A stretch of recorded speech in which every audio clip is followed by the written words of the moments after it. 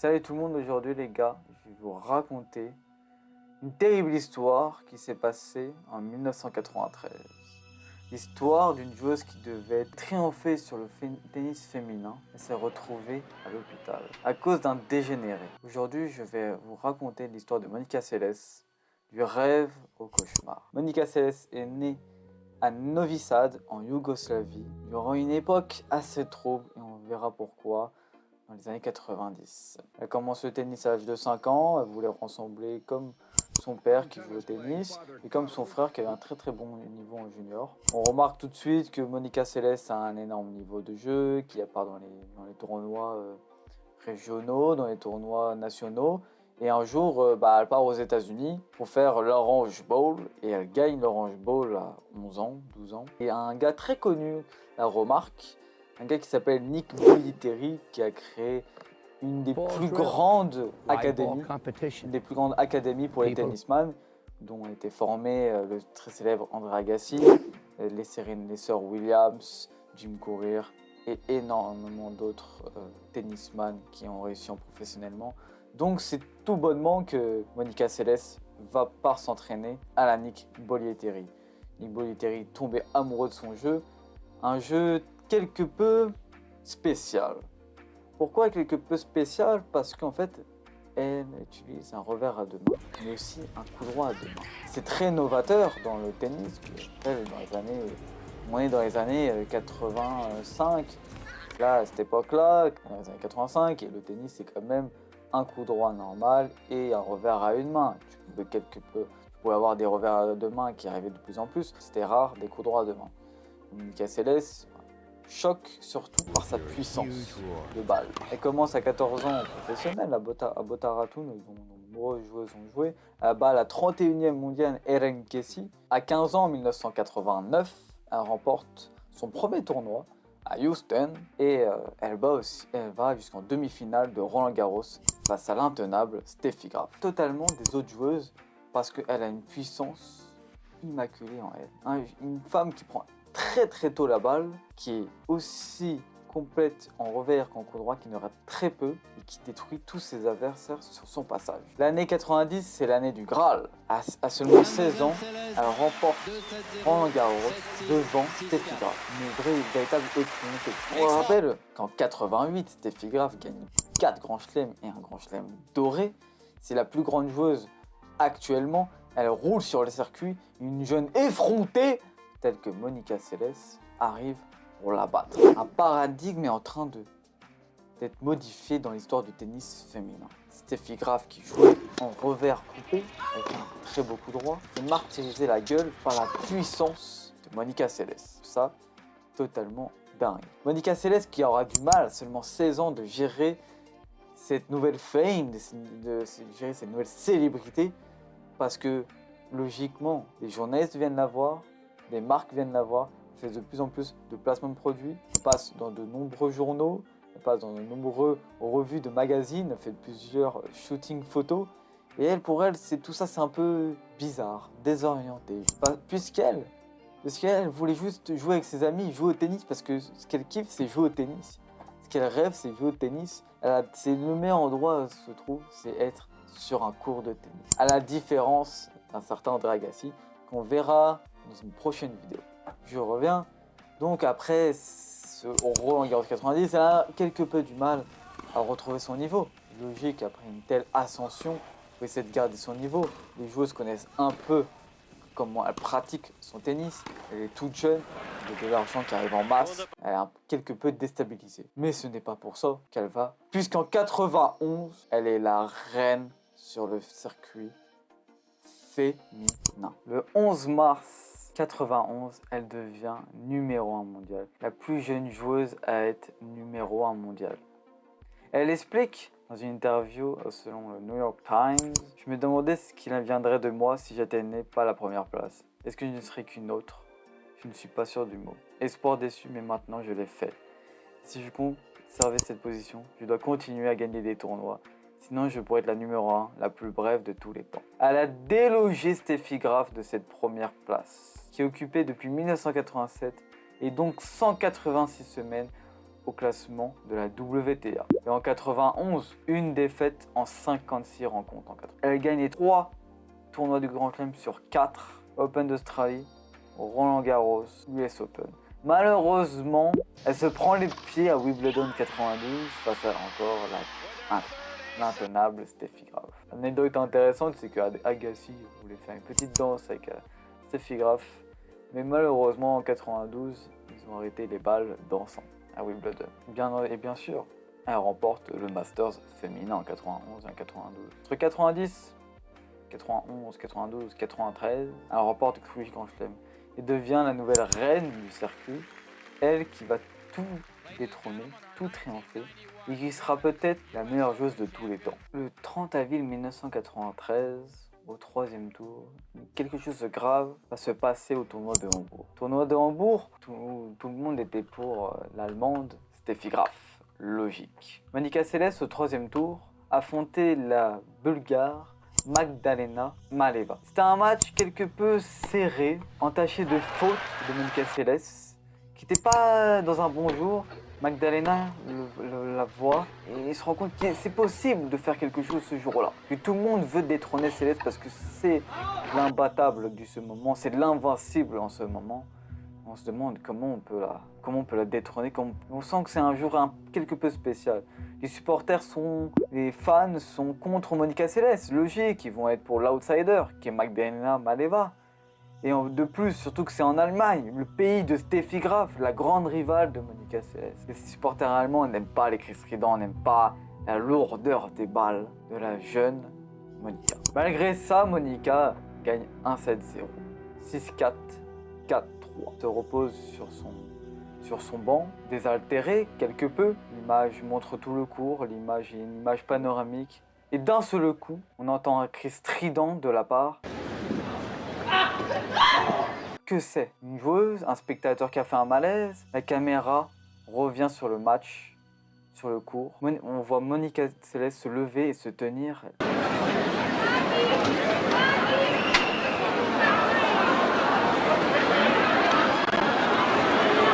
L'épaule. On se dit qu'il y a quelque chose de grave en ce moment. On voit, elle est directement prise par des soigneurs et elle tourne l'œil. Elle s'évanouit dans les bras des soigneurs.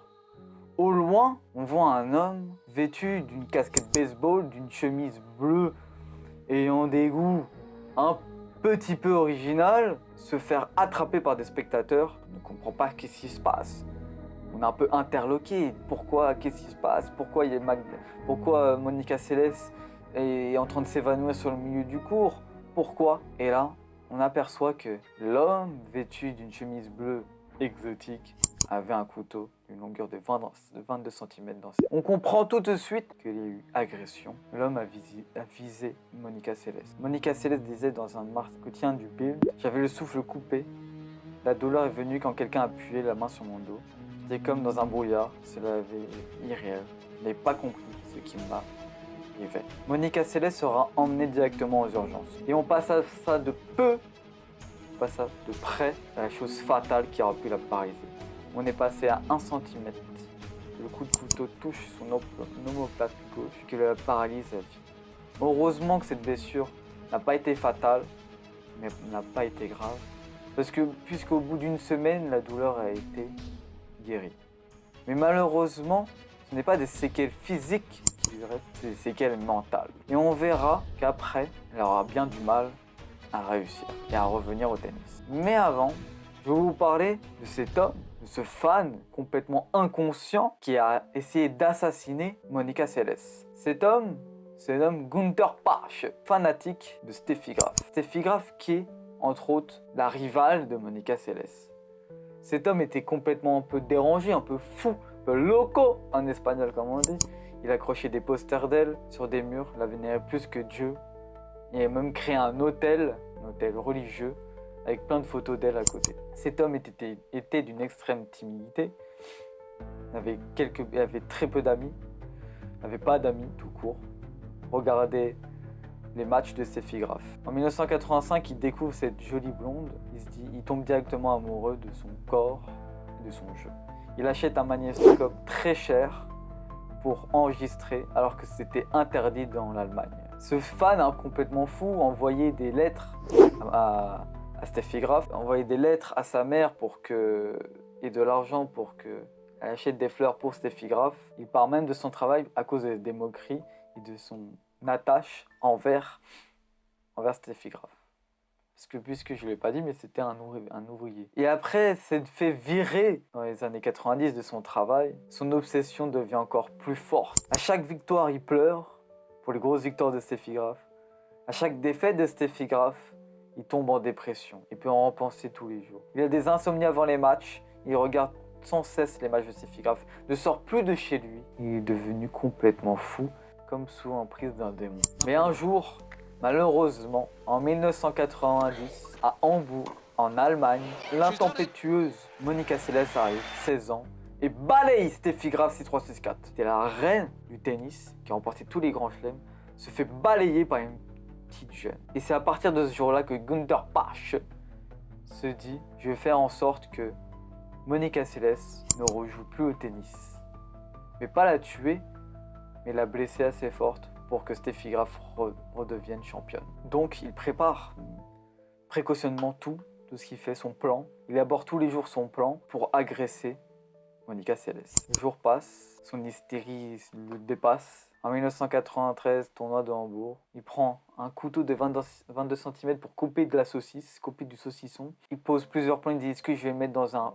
bouquet de fleurs, est-ce que je vais le mettre dans mon sac. Observe tous les jours Monica Seles, à en croire tellement que même son père disait, le père de Monica Seles disait mais que Monica, tu devrais faire un autographe avec ce fan, il est toujours là, il te regarde tous les jours depuis 3 jours à Hambourg, c'est un super fan. Mais en fait, il préparait son plan.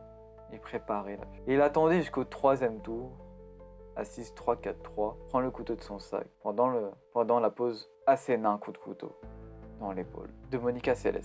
À l'hôpital, Steffi Graf va voir Monica Seles. Les deux se prennent dans les bras et pleurent ensemble. Mais malheureusement, le moment ne sera que de courte durée, puisque Steffi Graf repartit directement pour aller jouer sa demi-finale et perdant en finale face à Sanchez. Ce que Monica Seles ne comprendra pas, a trouvé que le tennis, que la WTA a été injuste envers elle. Le tournoi a recommencé. Même si on l'a déclaré co-vainqueur, le tournoi s'est pas arrêté, le tennis ne s'est pas arrêté, l'argent ne s'est pas arrêté. Steffi Graf n'a même pas dit un petit mot pour elle quand elle a gagné Roland Garros, qui lui a énormément bouleversé. La WTA a fait un appel à un moment donné pour savoir si on allait congeler le classement de Monica Seles qui était numéro 1 mondial jusqu'à son retour, une durée indéterminée. 19 joueuses ont dit non, donc Monica Seles est tombée au fin fond du classement. Ce qui lui a créé une peur, ce qui lui a créé un choc psychologique. Malgré qu'elle n'a plus de blessures physiques, mentalement, elle n'était plus la même. Et c'est assez triste de savoir. Elle a eu des problèmes de boulimie. La boulimie de Monica Seles a été très grave parce qu'en fait, elle mangeait de tout pour cacher son anxiété, pour soigner son anxiété. Elle mangeait énormément.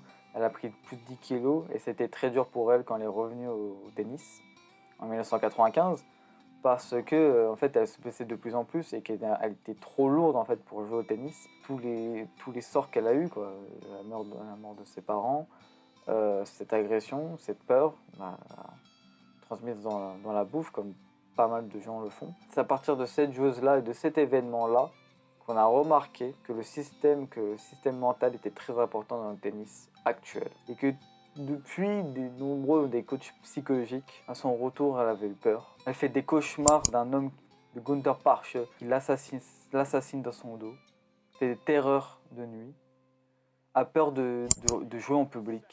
On sent un peu comme la fin de Monica Seles. Surtout que personne de ses proches l'a aidé, personne de ses joueuses l'ont aidé. Il n'y a que ses parents qui l'ont aidé. Malheureusement pour elle, son père a eu un cancer de la prostate et est décédé 2 ans. Père qui était très très proche de Monica Seles, qui amènera dans un néant Monica Seles.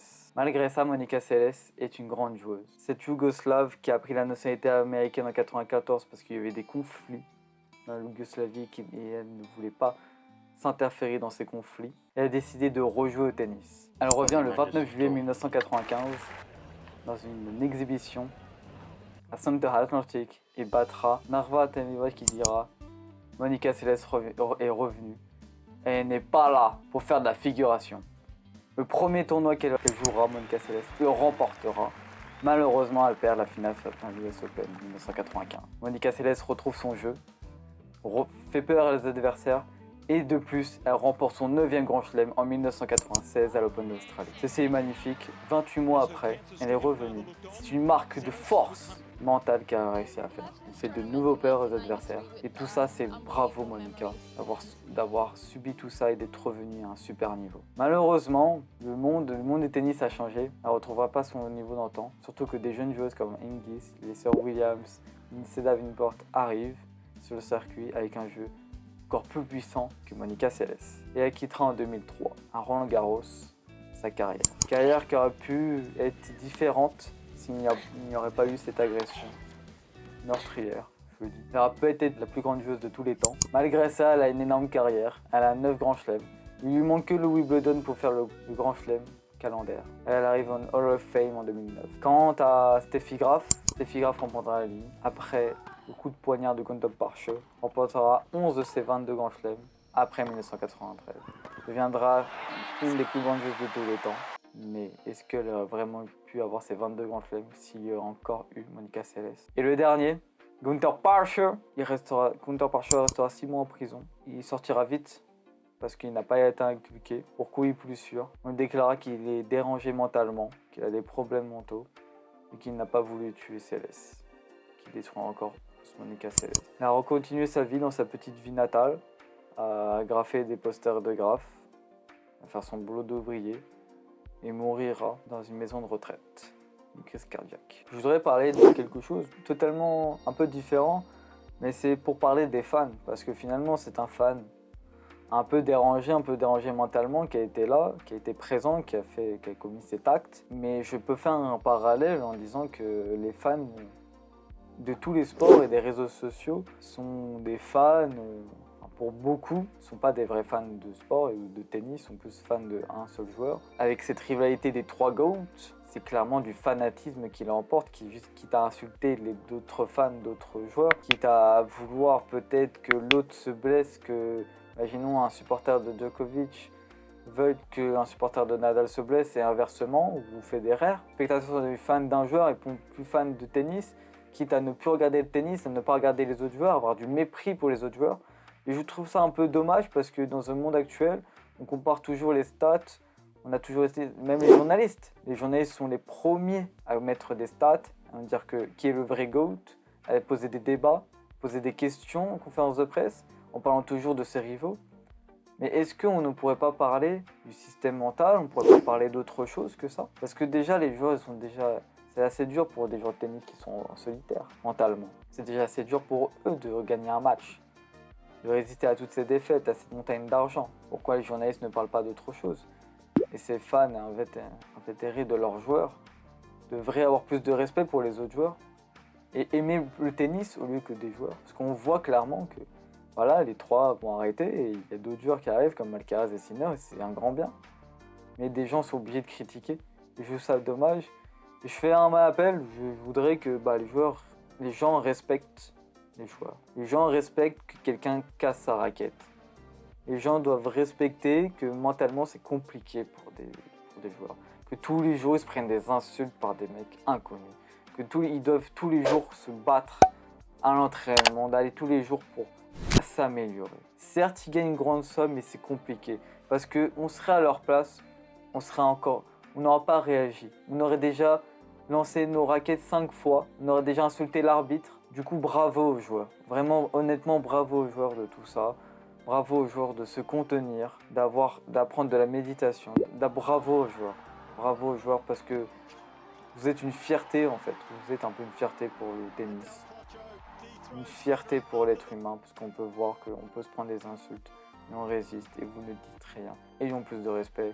Sinon, d'autres cas comme Gunther Parche pourraient venir. Après l'agression, la WTA, l'ATP et l'ITF blindent la sécurité, essaient de trouver des solutions pour éloigner les joueurs des spectateurs, mettre des grilles de protection, mettre de plus en plus de gardes, toujours être accompagné de la sécurité quand ils sortent. Plus de fouilles et de palpations à l'entrée des stades. Voilà. C'est malheureusement qu'il faut qu'il y ait un acte grave pour que les autres instances fasse des choses. Et c'est un grand problématique un peu dans la société en général. Et en 2009, Monica Seles sortira une autobiographie, Getting a Grip on My Body, My Mind, Myself. Voilà. Et elle vivra aux côtés d'un milliardaire et fera même dans ses stars. Et merci Monica Seles. Voilà, bonne vidéo les gars et profitez bien de la vie.